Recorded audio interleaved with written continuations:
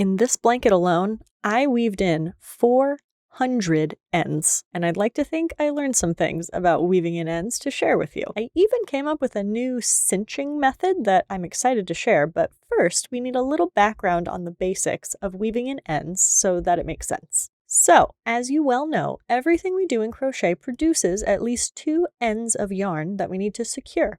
If we cut them short, the yarn can slip out of its last stitch and unravel our work. If we tie them in a knot and cut it short, the same thing can happen. So a time-honored solution is to leave the end long, a few inches worth, and literally weave it back into the project. But there are some things to consider when we do this. Here's an example of what not to do. Here is a little end poking out, and you can see that this one was woven straight through this row of stitches here, in only one direction. And when the stitches naturally move and stretch in that direction, the end could just slip out. So my number one tip is to make sure that you change direction while weaving in ends. So I'm going to double back and go through these tighter, closer together stitches here. And that's my number 2 tip. Try to work under tight or bunched stitches to increase the friction and prevent the tail from slipping out. I use a small crochet hook. This one's 1.5 millimeters to get under all those stitches. But I can't pull through all of the stitches. That'll just pull the tail right back out. So I skip the very last loop so that the tail can get hung up on it, and pull it back through the opposite direction of how I weaved it in the first pass.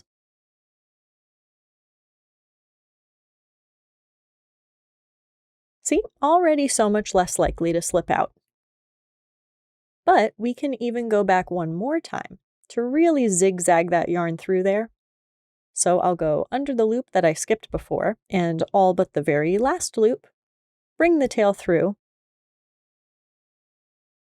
and there wasn't even enough yarn to come out the other side, so that is quite secure and probably not going to go anywhere.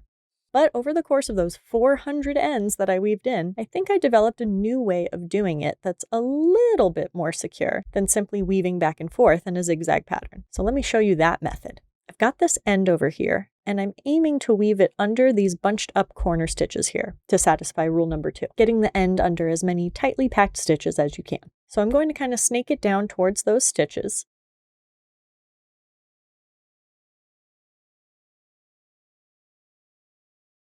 And now that it's here, parallel to the target stitches, we can begin the sequence. I'll get my tiny hook under all those stitches, skipping the very last loop. Pull my tail all the way through. We'll weave back and forth 3 times total, but on this second pass, we'll do something a little different. So I'll again get my hook under all but the last loop of this group of stitches. And when I pull my tail through, I'll pinch it with my left hand so that this little loop sticks out. See, it's just the tail not fully pulled through. Then we'll weave the end of the tail back through one more time.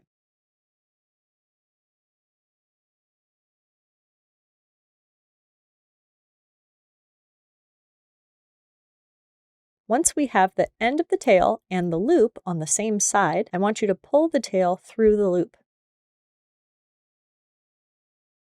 Then I'm going to pinch this group of stitches together to prevent them from cinching up too much, because you can pull on the tail and the loop will cinch down around the tail super tight. And it even gets kind of tucked up under these stitches. So then you can confidently cut this end as short as you need.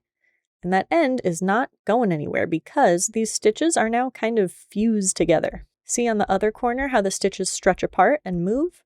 These stitches don't budge. It feels even more secure than it looks because it looks like nothing happened. Let me show you that again here on one of the pots of gold. So I already have done my first pass under this cluster of stitches. I'll get my hook under all but the last loop and pull the tail through, making sure to leave our cinching loop hanging out there. Then we just got to bring the tail back through the stitches one more time.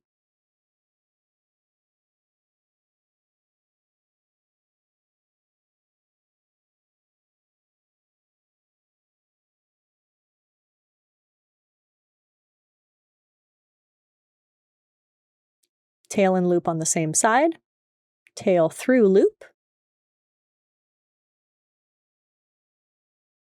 Pinch the stitches Pull the tail and the loop cinches closed. Here you can still see it a little bit. Pull as tight as you can, and then you can cut the tail short. And that end is about as secure as an end can be. So that's a little bit about weaving in ends and potentially a new method to weave in ends. I would love for someone else to give this a try and let me know what they think, because I don't think anybody's done this before. For me, it helped me feel like my blanket was a little more secure and solid. So let me know if you try it out. I want to know if it works for you. Links to all these Granny Square tutorials can be found below. Thanks for watching. Bye!